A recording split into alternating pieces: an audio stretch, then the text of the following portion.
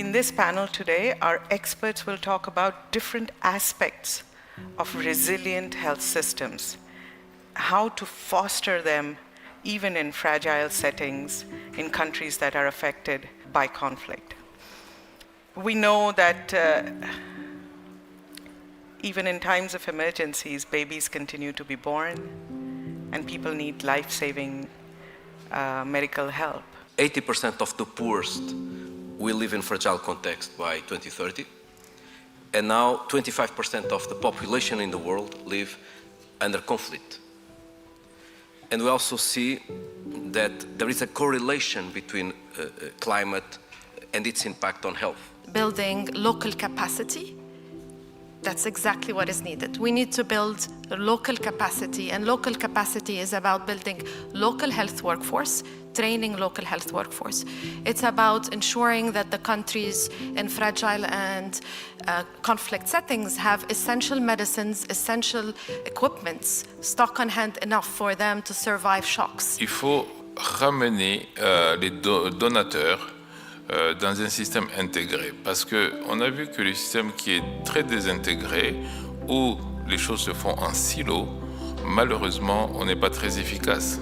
The recovery is not only about the donors and partners, it's also how actually the community comes together, the local partners to come together, and it starts right now. The second lesson really is that the recovery needs to be smart. We should not build everything back that was there before. We need to think about the climate change, we need to think about the future. Primary health care services should be applied for all the country.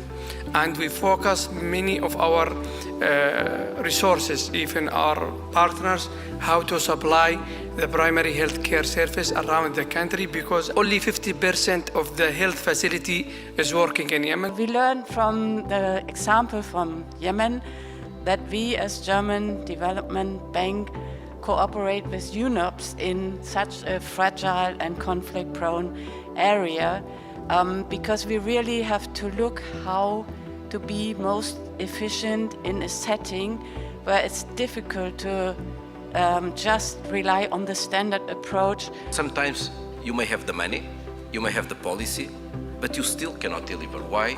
Because you are missing capacity for implementation. So it's very important, this operational dimension, get things done, and it's the role that we are playing. And on health, it's very important to play it in a coordinated manner with the other agencies and in partnership with the government.